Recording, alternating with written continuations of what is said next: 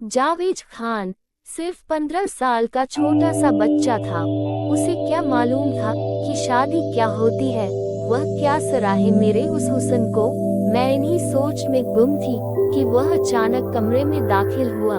मैंने उसे पलट कर देखा। उसने सफेद रंग का कुर्ता शलवार पहनी थी और सर पर सुनहरी रंग का कुल्ला था। वह मेरे जानिब देखकर मुस्कुरा रहा था, जैसे उसे बहुत मजा आ रहा हो अपनी शादी का। मैं उसे शोलों भरी नजरों से घूरे जा रही थी। मेरा बस नहीं चलता था कि उसे धक्के मारकर अपने कमरे से निकाल दूं। क्या ये छोटा सा बच्चा मेरे अंदर की आग को ठंडा कर सकेगा? मगर जिसे मैं छोटा बच्चा समझ रही थी, वह मेरे करीब आया और उसने तो मेरे साथ वह सब करना चाहा जो उस रात होता है, और मैं खो गई उन दिनों में जब मुझे घर में अजीब सा माहौल नजर आ रहा था, जैसे घर में कोई खिचड़ी पक रही हो और मुझे उसका पता तक ना हो। मैं अपने कमरे में जा रही थी कि मुझे बाबा जान के कमरे से हल्की हल्की आवाजों की गूंज सुनाई देने लगी, जैसे अंदर कोई बहस चल रही हो।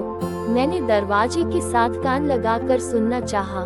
जो अल्फाज मेरे कानों ने सुने वह मेरे कदमों के नीचे से जमीन सरकाने के लिए काफी थे। मेरा पूरा वजूद जलजले की जद में आ चुका था।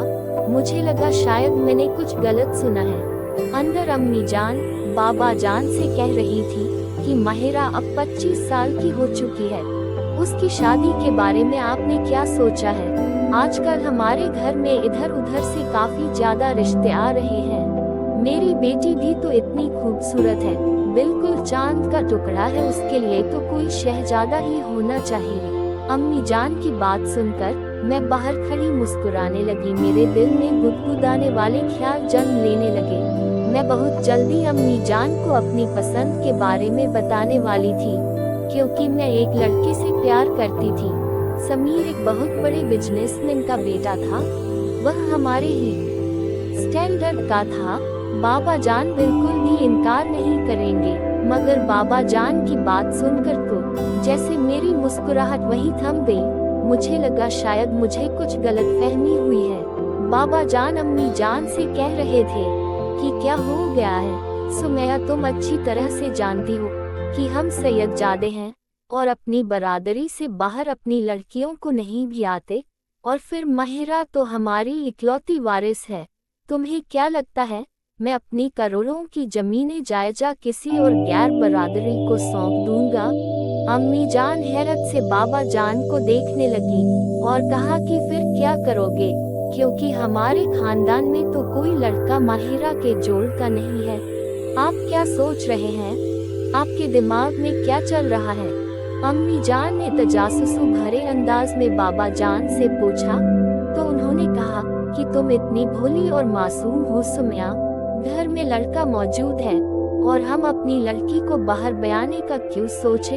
मैं तो हैरान हूँ कि यह सोच तुम्हारे दिल में होनी चाहिए थी, मगर मैं तुम्हें बता रहा हूँ। अम्मी जान एकदम से खामोश हो गई, जैसे बाबा जान की बात का मतलब समझने की कोशिश कर रही हूँ। बाबा जान ने कहा, मेरा भतीजा मेरे भाई का इकलौता वारिस है। उसकी शादी माहिरा से होगी ताकि दोनों भाइयों की जायदाद इकट्ठी हो जाए और वो उसे संभाल सके। अम्मी जान एकदम से चुप हो गई, जैसे बाबा जान की बात उन्हें हजम नहीं हुई हो।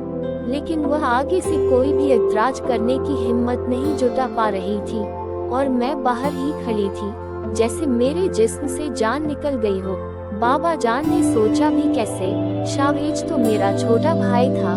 मेरा छोटा भाई जिसे बचपन से पालती आ रही थी, उसकी हर छोटी से छोटी फरमाइश पूरी करती थी।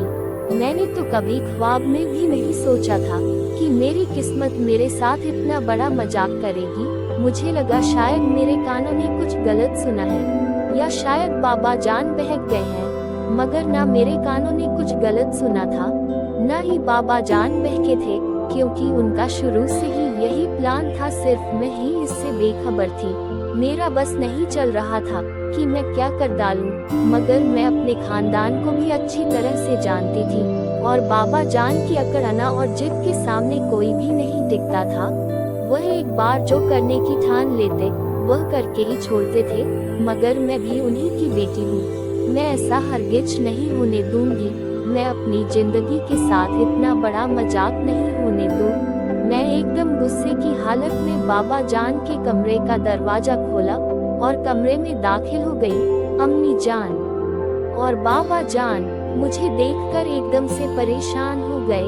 कहने लगे, क्या बात है माहिरा बेटा, तुम इतनी परेशान और गुस्से में क्यों हो? जरूर शावेज ने तुम्हें तंग किया होगा। मैं उसकी अच्छी तरह से खबर लेता हूँ। मैंने कहा, शावेज ने मुझे कुछ नहीं कहा, बल्कि आपने सोचा भी कैसे कि मैं शावेज से शादी करूंगी? वह मेरा छोटा भाई है। बाबा जान, आपको हो क्या गया है?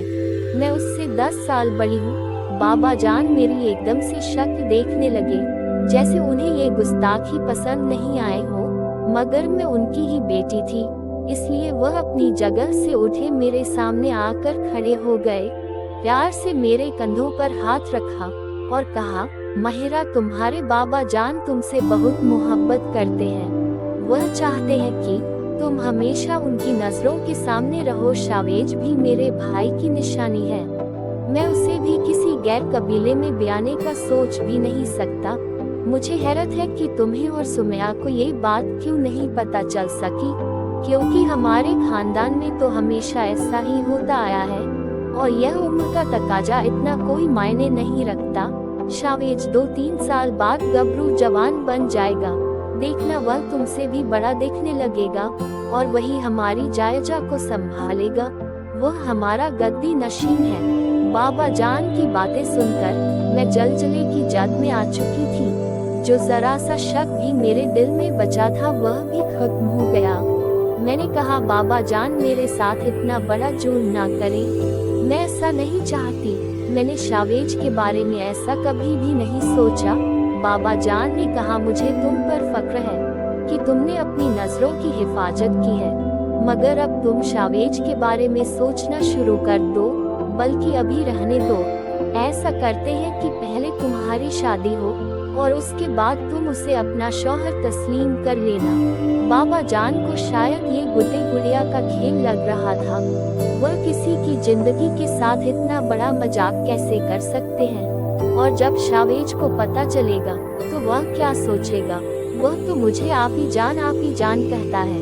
इतना कहकर मैं खामोशी से बाबा जान के कमरे से निकल गई, जैसे उनसे खुली नाराजगी का इजहार किया हो, क्योंकि बाबा जान को समझाना मेरे बस की बात नहीं थी, मगर मैं शावेज को तो जरूर समझा सकती थी।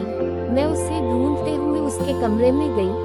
वह स्कूल से वापस आने के बाद बेड पर बेसुध पड़ा सो रहा था। मैंने उसे कंधे से पकड़कर जोर से हिलाया और कहा कि शावेज खान, जल्दी से उठो और मेरी बात ध्यान से सुनो। वह हड़बड़ा करा उठ गया। कहने लगा कि माहिरा, आप तो सोने भी नहीं देती, हर वक्त किसी जल्लाद की तरह मेरे सर पर सवार रहती है। मुझे अभी होमवर्क नहीं करना, मुझे नींद आ रही है। मैंने कहा, गोली मारो अपने होमवर्क को और मेरी बात ध्यान से सुनो। मुझे यमतैश में आता देखकर वह एकदम से हड़बड़ा कर उठा और कहा कि क्या बात है बाबा साईं ने मेरी कोई शिकायत तो नहीं लगा दी? आपको उसके सर पर तो हर वक्त बाबा साईं का खौफ सवार रहता था। मैंने कहा, शावेज, अब तो बड़े हो जाओ, मैं हर वक्त तुम्हारे सामने ढाल नहीं बन सकती। अब तुम्हारी बारी है, तुम मेरे सामने ढाल बनोगे। बाबा साईं से बात करो। उसने कहा, कौन सी बात माहिरा आपी? मैंने कहा, उन्हें जाकर बताओ कि तुम मुझसे शादी नहीं करोगे, किसी कीमत पर भी नहीं करोगे, और अगर उन्होंने तुमसे जबरदस्ती की तो तुम ये घर छोड़कर चले जाओगे। समझे मेरी बात मैं क्या कह रही हूँ? तुमसे वह मुंह खोले मेरी बात शायद अभी तक समझने की कोशिश कर रहा था, क्योंकि उसके पल्ले तो कुछ भी नहीं पड़ा था। उसने कहा, क्या कह रही है माहिरा आपी? मुझे आपकी किसी भी बात को कोई समझ नहीं आया और मैं अपना सर पकड़कर वहीं पर बैठ गई। मैं भी किसे समझा रही थी उस छोटे से बच्चे को जिसे पता ही नहीं था कि शादी होती क्या है, या खुदा मैं किस मुसीबत में पड़ गई हूँ। वो मुझे यूँ परेशान होता देखकर कहने लगा, माहिरा आपी, आपको पता है बाबा साईं के सामने हमेशा आपको ही मैं खड़ा करता हूँ, और आज आप मुझे उनके सामने खड़ा होने को कह रही हैं। ये किसकी शादी है? कौन सी शादी की बात कर रही है? मेरी तो कुछ भी पल्ले नहीं पड़ा, मुझे सोने दो, मुझे नींद आ रही है। इतना कहकर वह बेड पर औंधे मुंह लेट गया और मैं गुस्से में वहां से चली आई, क्योंकि बाबा जान को तो बंदा समझा सकता था, मगर शावेज तो समझा भी नहीं सकता, क्योंकि उसके पल्ले तो कुछ पड़ता ही नहीं था। इससे पहले कि मैं कुछ और सोच पाती, अम्मी जान मेरे कमरे में आई। उन्होंने प्यार से मेरा माथा चूमा, कहने लगी, महिरा तुम हमारी इकलौती बेटी हो और तुम हमें बहुत प्यारी हो। मैं और तुम्हारे बाबा जान चाहते हैं कि तुम हमेशा इस घर में रहो। हमारी नजरों के सामने मैं एकदम फट पड़ी। मैंने कहा, आप ऐसा कुछ नहीं चाहती, यह सिर्फ बाबा जान की ख्वाहिश है और आप उनके हुक्म की गुलाम है। मगर मैं किसी की गुलाम नहीं हूँ। मैं अपनी जिंदगी के साथ इतना बड़ा मजाक नहीं होने दूंगी। अम्मी जान उठी और कहने लगी कि तुम अच्छी तरह से जानती हो जो बात तुम्हारे बाबा जान ठान लेते हैं वह करके रहते हैं, इसलिए कोई हंगामा खड़ा मत करना, क्योंकि अगर तुम शावेज को नहीं अपनाओगी तो वह तुम्हारी शादी जिससे करेंगे ना, वो भी तुम अच्छी तरह से जानती हो। अम्मी जान की आंखों में खौफ था और मैं एकदम से चुप हो गई, जैसे मेरी जबान कट गई हो। अम्मी जान कमरे से चली गई और मैं जारो कतार रोने लगी। हमारा कबीला सैयद जादों का था और सैयद जादों में ये रिवाज होता है कि जब अपने खानदान में कोई रिश्ता ना हो तो लड़की की शादी कुरान पाक से कर दी जाती है। वो सारी जिंदगी उस घर की दहलीज पर बैठी रहती है।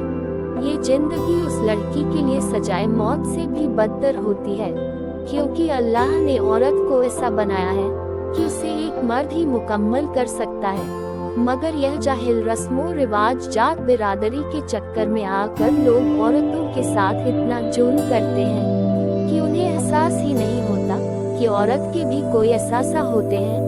और मेरे बाबा जान भी इसी कबीले का हिस्सा थे। उनकी रगों में भी सैयद जादों का खून दौड़ता था और मैं अपने कॉलेज में एक गैर बिरादरी के लड़के को दिल दे बैठी थी। एकदम से मेरा दिल खून के आंसू रोने लगा, क्योंकि मेरी किस्मत में मोहब्बत का मिलना नामुमकिन था। मैं बेड पर आराम कर रही थी जब अचानक कमरे का दरवाजा खुला और शावेज भागता हुआ मेरे बिस्तर पर आया और मेरे साथ आकर लिप गया। मैं एकदम हड़बड़ा कर उठ बैठी, कहने लगी कि क्या मुसीबत है शावेज, तुम्हें क्या मस्ती है, मुझे सोने भी नहीं देते। वह कहने लगा, माहिरा आप ही मुझे बाबा साई से बचा ले, वह आज मुझे मार डालेंगे। मैंने कहा कि क्या हो गया है, फिर से तुमने कोई शरारत की होगी। उसने कहा, मैंने तो बस उनकी बंदूक चुराई थी और शिकार पर चला गया था, बड़ी मुश्किल से जान बचाकर भागा हूँ। बाबा साई से वह मुझे ढूंढ रहे हैं, प्लीज आप ही जान, आप मुझे बचा लो ना। और मैं उसे देखकर हंसने लगी। मैंने कहा, तुम कब बड़े हो गए शावेज, अब तुम 15 साल के हो गए हो, थोड़ा सा बड़ापन दिखाओ, तुम इस खानदान के वारिस हो, अब तो बड़े हो जाओ, कब तक मैं तुम्हारे सामने ढाल बनी रहूंगी। मैंने उसे डांटते हुए कहा तो वह बड़े मासूम सी शक्ल बनाकर मुझे देखने लगा और मैं हमेशा की तरह से देखकर उसे मुस्कुराने लगी। वह बहुत मासूम था और जब भी कोई शरारत करता तो सीधा मेरे पास भागकर आता और मैं ही उसे बाबा जान से बचाती थी। शावेज मेरे चाचा जात का जन था। उसके माँ बाप यानी कि मेरे चाचा चाची एक हादसे में इंतकाल कर चुके थे। तब उसकी उम्र सिर्फ 6 साल थी और मैं उस वक्त 16 साल की थी। मैं उससे 10 साल बड़ी थी। उसके बाद से मैंने उसे संभाला था। हम सैयद जादे थे। मेरे बाबा जान का एक ही भाई था जो कि अब इस दुनिया में नहीं था। शावेज उन्हीं की निशानी था और उसकी परवाह बाबा जान ही कर रहे थे। वह मेरे बाबा जान को बाबा साईं कहकर बुलाता था। चाचा जान की करोड़ों की जमीन और जायदाद थी जो कि शावेज को विरासत में मिली थी। मैं भी बाबा जान की इकलौती बेटी थी। बाबा जान का कोई बेटा नहीं था, इसलिए मैंने शावेज को ही हमेशा अपने छोटे भाई की तरह समझा था। वह भी मुझे महिरा आप ही बुलाता था। आज भी वह अपनी किसी शरारत की वजह से मेरे पास मदद के लिए आया था और मैं मुस्कुरा हुए उसके पीछे चल दी, क्योंकि मुझे ही उसे बाबा साईं से बचाना था। अगले रोज नाश्ते की मेज पर बाबा साईं ने एक नया हुक्म जारी कर दिया। कहने लगे कि माहिरा, आपने जितनी भी तालीम हासिल करनी थी इतनी काफी है। अब तुम्हारी शादी की तैयारियां होंगी और शावेज के साथ शादी के बाद तुम घरदारी संभालो। हमारे खानदान की औरतें बाहर पढ़ने नहीं जाती, लेकिन मैंने आपकी जिद को पूरा किया क्योंकि आप मुझे बहुत अजीज हैं और मेरी इकलौती बेटी भी है। मगर अब मैं मजीद आपकी यह ख्वाहिशें पूरी नहीं कर सकता और मुझे यूँ लगा जैसे चारों तरफ से मुझ पर शिकंजा कसे जा रहा हो और मैं उनमें पिस कर रह गई हूँ। तब से मेरी जिंदगी का रुख ही बदल गया था और यह कैद में तब्दील हो चुकी थी। मैंने बाबा जान के सामने कोई ऐतराज नहीं किया था जब वह मेरी जिंदगी का इतना बड़ा फैसला अपने हाथ से ले चुके थे, तो ये तालीम जारी रखने का फैसला तो कोई बड़ा नहीं था। मैं अपने कमरे में चली गई और आने वाले वक्त के बारे में सोचकर रोने लगी। कुछ दिन बाद मैं दुल्हन बनी, आईने के सामने खुद को देख रही थी। मेरा हुस्न ऐसा था कि जो एक बार देखता वह देखता ही रह जाता। मगर क्या फायदा इस हुस्न का जिसे कोई सराह वाला ना हो। और शावेज, वो छोटा सा बच्चा जिसे मैंने अपना भाई समझकर पाला था, वह क्या मेरे हुस्न को सराहेगा। उसे क्या पता कि औरत जात मर्द की तस्कीन और लज्जत का जरिया भी होती है। उसे तो ये सब कुछ गुड्डा गुड्डी का खेल लग रहा था, मगर मेरे लिए ये खेल नहीं था। मेरे साथ मेरी जिंदगी ने बहुत बड़ा मजाक किया था। मेरी आंखों में सुर्खी और नमी एक साथ उतर आई थी। मेरा बस नहीं चल रहा था कि हर चीज को जलाकर खाक कर दूं या खुद को ही जला डालूं। मेरा दिमाग अभी तक इस चीज को तस्लीम ही नहीं कर पा रहा था कि मेरे साथ यह क्या हो गया है। काश मैं इस खानदान में पैदा ही ना होती, बल्कि किसी निचले दर्जे के खानदान में पैदा हो जाती, जिनकी ख्वाहिशें यह जात बिरादरी की भेंट ना चढ़ाई जाती हो। अभी मैं ये सब सोच ही रही थी कि इतने में कमरे का दरवाजा खुला और शावेज अंदर दाखिल हुआ। वह भी बहुत ज्यादा सहमा हुआ था, जैसे उसकी छठी हिस्स ने उसे खबरदार किया हो कि कुछ बहुत ही बुरा हुआ, मगर शायद वह अभी तक समझ नहीं पा रहा था। मैंने आईने में उसे देखा तो उसने सफेद कुर्ता शलवार और ऊपर सुनहरी रंग का कुल्ला पहना था। मुझे पहली बार उसके वजूद से घिन आने लगी और शायद अपने आप से भी नफरत महसूस होने लगी। शावेज को शौहर के रूप में देखना मेरे लिए किसी क़यामत से कम नहीं था। मैंने जोर से अपना दुपट्टा उतार कर फर्श पर फेंक दिया। अपना टीका, झूमर, सारा जेवर उतार कर फर्श पर फने लगी। शावेज ने पहली बार मेरा गुस्सा देखा था, इसलिए मेरे करीब आया और कहने लगा कि माहिरा, आप ही क्या हुआ? आप इतनी ज्यादा गुस्से में क्यों लग रही हैं? मैं उसकी बात सुनकर मजीद तैश में आ गई। मैंने कहा, मत कहो मुझे आप ही, अब मैं तुम्हारी आप ही नहीं हूँ। आइंदा मुझे आप ही ना कहना। मेरे गुस्से से सुर्ख होता चेहरा देखकर वह एकदम सहम गया और पीछे हटकर बैठ गया। उसने कहा, अच्छा ठीक है, नहीं कहूँगा। आप ही, इतना गुस्सा करने की जरूरत क्या है? रिलैक्स हो जाएं ना प्लीज, मुझे आपसे डर लग रहा है। और मैं एकदम से खामोश हो गई। भला इसमें शावेज का क्या कसूर था? जिस तरह मैं बाबा जान के सामने ऐतराज ना कर पाई, शावेज तो उनके सामने खड़ा होने से भी डरता था। मैंने बेड पर से अपना तकिया उठाया और सोफे पर जाकर सो गई। मैंने कहा, तुम बेड पर सो जाओ। उसने कहा, अभी जान वो मैं सॉरी माहिरा, मैं अपने कमरे में जाकर सो जाता हूँ। मैंने कहा, आज से यह कमरा हम दोनों का है और ज्यादा सवाल मत करो, जो कहा है वही करो। वह वाकई कोई सवाल ना कर सका और चुपचाप बिस्तर पर लेटकर सो गया। मेरे साथ जो जिंदगी ने मजाक किया था, उसे तस्लीम करने के अलावा मेरे पास और कोई चारा नहीं था। मैंने कभी भी शावेज को अपनी बीवी होने का हक नहीं दिया और ना ही शायद वह जानता था कि बीवी का क्या हक होता है, क्या हुकूक होते हैं। हम कमरे के अंदर वैसे ही रहते थे जैसे दोस्त आपस में रहते हैं। वह स्कूल जाकर मुझे वहाँ की किस्से कहानियाँ सुनाता और मैं उसकी मासूम सी बातें सुनकर हंसती थी। मैं उस पर गुस्सा नहीं कर सकती थी। गुस्सा तो मुझे अपनी बेबसी पर था।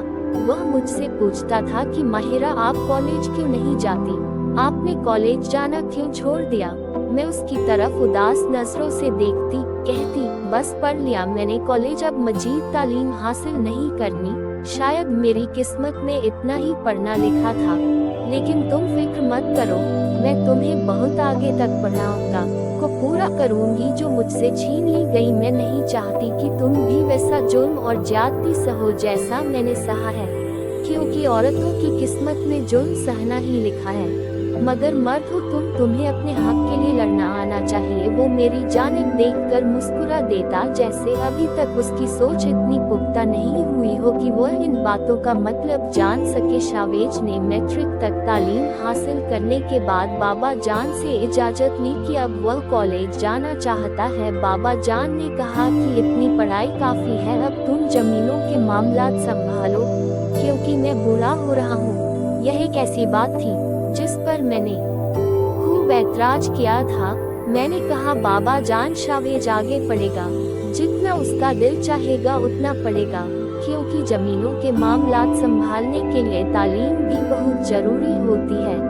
आप उसे मना नहीं करेंगे, क्योंकि उसकी सरपरस्त मैं हूँ, यह मेरी जिम्मेदारी है। मैंने पहली बार बाबा के सामने इतना डटकर कहा था कि वह एकदम से चुप हो गए। शायद उन्हें मेरा ये कहना इतना गलत भी नहीं लगा, इसलिए वह खामोश हो गए और शावेज आगे पढ़ने लगा। कॉलेज के बाद फिर वह यूनिवर्सिटी जाने लगा। अब वह 25 साल का एक खूबसूरत जवान मर्द बन चुका था। उसमें से बचपना भी खत्म हो चुका था। मुझे अपनी यूनिवर्सिटी के किस्से सुनाकर हंसाता था। हम अभी एक ही कमरे में रहते थे, मगर आज तक हमारा कोई भी आपस में ताल्लुक नहीं बना था जो मियाँ बीवी का होता है। यह एक ऐसी दीवार थी जो ना मैंने गिराई थी और न ही उसने गिराने की कोशिश की थी, और हमारे रिश्ते के मुतालिक न ही कभी उसने बात की थी, न ही मैंने। यह एक ऐसी चीज थी जिस पर हम दोनों ही खामोशी इख्तियार कर लेते थे, वरना हम दुनिया जहान की बातें करते थे। वह मुझे किस्से सुना सुना कर हंसाता था। वह बहुत जहीन और कामयाब मर्द बन चुका था। कभी कभी वह मेरी आंखों में देखता तो मेरी धड़कनें तेज होने लगती थी, जैसे मुझे खुद भी नहीं पता कि मेरे अंदर क्या हो रहा है। बस ये सच था कि मैं भी किसी हसीन शहजादी से कम नहीं थी, मगर मैं इस बात को हमेशा एहसास रखती थी कि मैं उससे उम्र में पूरे 10 साल बड़ी हूँ, और मेरे जहन में यही था कि मैंने सिर्फ उसकी सरपरस्ती करनी है, उसकी हर ख्वाहिश पूरी करनी है। वो जिंदगी में जो भी करना चाहता है मैंने उसे करके देना है। मैं अपनी आंखों की ख्वाब उसके अंदर देखना चाहती थी और पूरे करना चाहती थी। यही मेरी जिंदगी का मकसद बन गया था। उसने बाबा जान के साथ जमीनें भी संभाल रखी थी, लेकिन वह यूनिवर्सिटी से भी पढ़ रहा था। उसका अब लास्ट ईयर चल रहा था जब उसने एक ऐसी बात मुझसे कही कि मैं एकदम से बेचैन हो गई। मेरा दिल जोरों से तड़पा था, जैसे उसके अंदर कुछ टूट सा गया हो, कुछ मर गया हो। उसने कहा कि वह एक लड़की को पसंद करता है, उसका नाम सारा है। कहने लगा, माहिरा, आप ही बाबा जान से बात करें, क्योंकि आप उन्हें हमेशा मेरे लिए कायल करती है। मैं जो अब तक मुझसे कहती आ रही थी कि मैं तुम्हारी हर ख्वाहिश को, ख्वाब को पूरा करूंगी, बस तुम बिना धड़क मुझे बता दिया करना। अब मुझे अपने ही लफ्ज झूठे लगने लगे, अपना आप मुनाफिक लगने लगा, अपना ही दिल चोर लगने लगा। मैं एक तक उसे देख रही थी जो मुझसे बिना धड़क इजहार मोहब्बत कर रहा था, मगर किसी और लड़की के लिए, और मुझ पर पहली बार यह जाहिर हुआ कि मैं तो शावेज से मोहब्बत करने लगी हूँ। वह मोहब्बत जो एक औरत मर्द से करती है, वह मोहब्बत जो एक बीवी अपने शौहर से करती है, क्योंकि जब वह निकाह के जायज बंधन में बन जाती है तो खुदा उन दोनों के सीने में जायज मोहब्बत के लिए दरवाजे खोल देता है। ये और बात थी कि हम दोनों ने ही इस जबरदस्ती के रिश्ते में मोहब्बत नामी बला को घुसने तक नहीं दिया था, मगर वह कहीं ना कहीं मौजूद थी, बिल्कुल हवा की तरह जो नन्ही सी दर्ज में से भी अपना रास्ता बना लेती है। और वह मोहब्बत जो एक औरत मर्द से चाहती है, क्योंकि एक ही कमरे में रहते हुए मैं अपने दिल में उसका मकाम बना चुकी थी। मैं खुद भी इस बात से अनजान थी। पता तो तब चला जब वह अपना दिल किसी और को दे बैठा। वह मुझे एकटक अपनी तरफ देखता हुआ बोला, माहिरा आप मेरी बात सुन भी रही हैं या नहीं? मैंने कहा हाँ बिल्कुल, तुम किसी लड़की की बात कर रहे थे, तुम जैसा चाहते हो बिल्कुल वैसा ही होगा। मैं बाबा जान के सामने बैठ जाऊंगी, अगर वह ना माने तो मैं खुद उस लड़की के घर जाऊंगी, तुम्हारा रिश्ता मान लूंगी, तुम फिक्र ना करो। वह एकदम से मेरी तरफ देखकर मुस्कुराने लगा, जैसे माहिरा उसके लिए एक ऐसी ढाल थी जो हमेशा उसकी हिफाजत करती थी, उसकी हर ख्वाहिश को पूरा करती। और इस बार भी वह अपना सारा बोझ मेरे कंधों पर डालकर खुद कमरे से चला गया था और मैं आईने के सामने खड़ी खुद को देख रही थी, अपने चेहरे पर गौर कर रही थी। मेरा चेहरा आज भी उतना ही खूबसूरत और बेदाग था, मगर यह उम्र का फर्क था जिसने मुझे एहसास कमतरी में मुब्तला कर दिया था और मैं आज तक उससे वह नहीं कह सकी जो कहना चाहती थी, और आज उसने खुद ही कह दिया। मैंने खुद को नॉर्मल जाहिर करते हुए आईने में देखा। अगले हफ्ते वह मुझे सारा के घर ले गया। हम बाबा जान की इजाजत के बगैर गए थे। मैंने सियाह रंग की साड़ी पहनी थी और उसमें तो मैं बला की खूबसूरत लग रही थी। सारा भी अच्छे घर घराने से ताल्लुक रखती थी, मगर वह हमारी तरह इतने जागीरदार और जमींदार नहीं थे। वो एक शहर में पली बड़ी थी और उसके बाबा बिजनेसमैन थे। उसकी माँ मुझे सर से लेकर पाँव तक देख रही थी, पूछ रही थी कि आप शावेज की क्या लगती हैं, और यह एक ऐसा सवाल था जिसका जवाब मैं चाहकर भी नहीं दे सकती थी। मैंने कहा मैं शावेज की सरपरस्त हूँ, सारा के लिए उसका हाथ मांगने आई हूँ, मगर शादी के बाद शावेज उसे अलग घर में यहाँ शहर में ही रखेगा, क्योंकि हमारे बाबा जान थोड़े सख्त मिजाज हैं। वह शायद सारा को तस्लीम नहीं करेंगे, मगर आप फिक्र ना करें, शावेज के पास इतना कुछ है और वह इस काबिल है कि सारा को बहुत अच्छे से ख्याल रख सकेगा।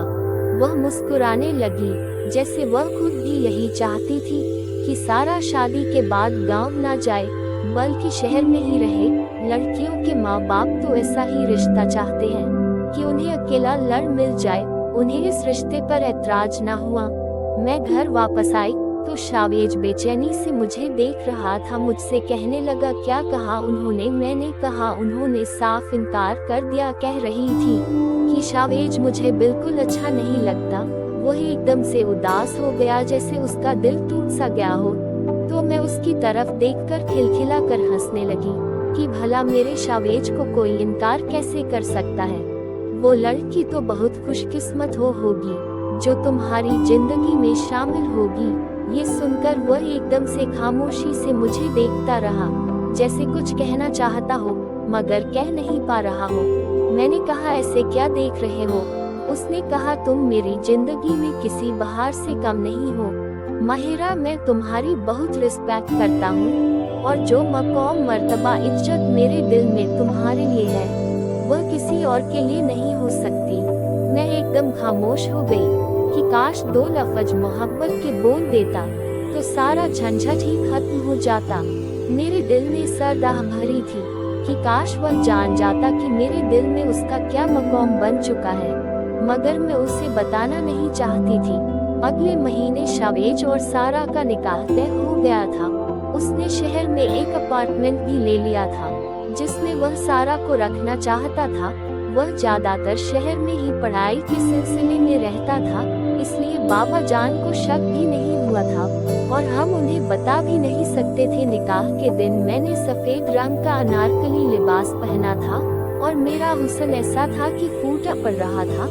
मैं देर तक खुद को आईने में देख रही थी।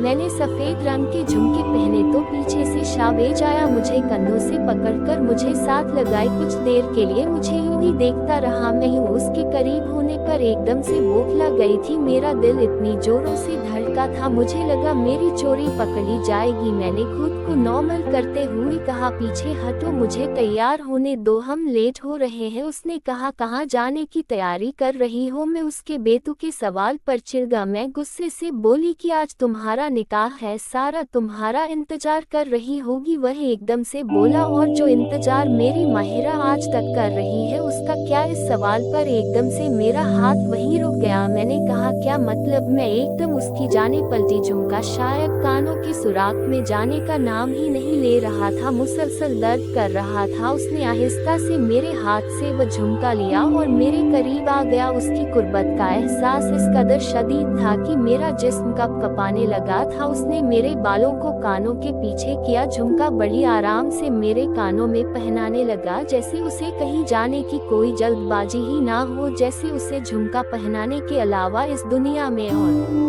कोई काम ना हो। उसने बात को जारी रखते हुए कहा, आपको पता है आज के दिन ही हमारा निकाह हुआ था, आप इस दिन को कैसे भूल सकती है? वह अंदर तक उतरती हुई मखमूर नजरों से मुझे देख रहा था। मैं अंदर तक दहल स गई थी। मैं नहीं चाहती थी कि मेरी चोरी पकड़ी जाए। मुझे उसके सामने खुद को मजबूत जाहिर करना था, जैसे मुझे कोई फर्क नहीं पड़ता है। मैंने जरा ऊंची आवाज में कहा, हमार निकाह की कोई हैसियत नहीं है, तुम अच्छी तरह से जानते हो। लेकिन मेरी बात दरमियान में ही रह गई, जैसे उसे तो बस अपनी बात कहनी हो, अपनी धूस जमानी हो। कहने लगा, निकाह की हैसियत का तो पता नहीं, लेकिन मेरे दिल में आपकी जो हैसियत है, जो जगह है, वह मैं किसी और को नहीं दे सकता। दो टोक अंदाज था उसका, और यह जुमला ऐसा कारी था कि एकदम से मेरे जज्बात मचलने लगे। दिल ने कहा कि मत करो, वक्त जाया। इस मौके से भरपूर फायदा उठाकर उसे खुद में समेट लो, ताकि वह किसी सारा नामी बला के पास ना जाए। मगर वही मेरा एहसास, कमतरी उम्र का फर्क जो मुझे रोक रहा था, अपना हक जताने नहीं दे रहा था। वह कहने लगा, सारा तो मेरी दिल लगी है, वक्ती तौर पर वह मुझे अच्छी लगी थी, लेकिन माहिरा मेरी मोहब्बत है। माहिरा मेरी बचपन की चाहत है, जिसे आज तक मैं खुद से छुपाता आया हूँ, जिस तरह से आप छुपाती है। मेरी चोरी पकड़ी गई थी क्योंकि उसने मेरी आंखों में आंखें डालकर मुझसे कहा था, अब फरार होने का कोई रास्ता ना था। और मैं एकदम से बहते आंसुओं के साथ उसे देखने लगी। मेरी आंखों में एकदम से जज्बात छलकने लगे, जो मैं कब से उससे छुपाई जा रही थी। उसने कहा कि आपने मुझे बताया क्यों नहीं कि आप मुझे चाहती हैं? और मैं एकदम से फूट कर रोने लगी। मेरा जिस्म मुसलसल कांप रहा था। कितनी शिद्दत इस सवाल में, जो मेरे अंदर मचलते शदीद जज्बात को एकदम से बाहर ले आए। मैंने कहा, 10 साल पहले बाबा जान ने मेरी खुशियों का, मेरी ख्वाहिशों का कत्ल किया था। मैं नहीं चाहती कि आज मैं अपनी जान से अजीज दोस्त की खुशियों की कातिल बनूं, इसलिए तुम परेशान मत हो। तुम अपनी जिंदगी जैसे चाहो गुजारो। मैंने एक आखिरी कोशिश की थी, एक आखिरी मौका दिया था उसे खुद से फरार होने का, मगर वह तो ठान चुका था। उसने कहा, मैं अपनी जिंदगी आपके साथ गुजारना चाहूँ तो? यह ऐसा सवाल था कि दिल चाहा झट से बोल दूं कि खबरदार, जो अब किसी और के पास गए भी तो जान ले लूंगी तुम्हारी। मगर जब बोली तो लफ्ज कुछ और ही निकले। मैंने कहा, पागल मत बनो, मैं जबरदस्ती का कोई भी रिश्ता तुमसे नहीं बनाना चाहती। उसने कहा, जबरदस्ती का रिश्ता तो वह है जो मैं सारा के साथ बना रहा था। मैं अपने दिल से जिद लगा रहा था, मगर दिल के आगे कोई जिद नहीं चलती, ये तो अपनी मनमानी करता है। ये कहने के साथ ही उसने जोर से मुझे अपनी बाहों में भर लिया और मैं एकदम से बौखला गई। वह तो ये ठान ही चुका था कि माहिरा के जबत के पैमाने को छलका कर रहेगा। मैंने उसके सीने से लगे हुए कहा, ये क्या बदतमीजी है, मुझे छोड़ो। मगर दिल उससे आजाद नहीं होना चाहता था। उसने कहा, इतनी बदतमीजी एक बीवी से करना तो शौहर का हक बनता है ना?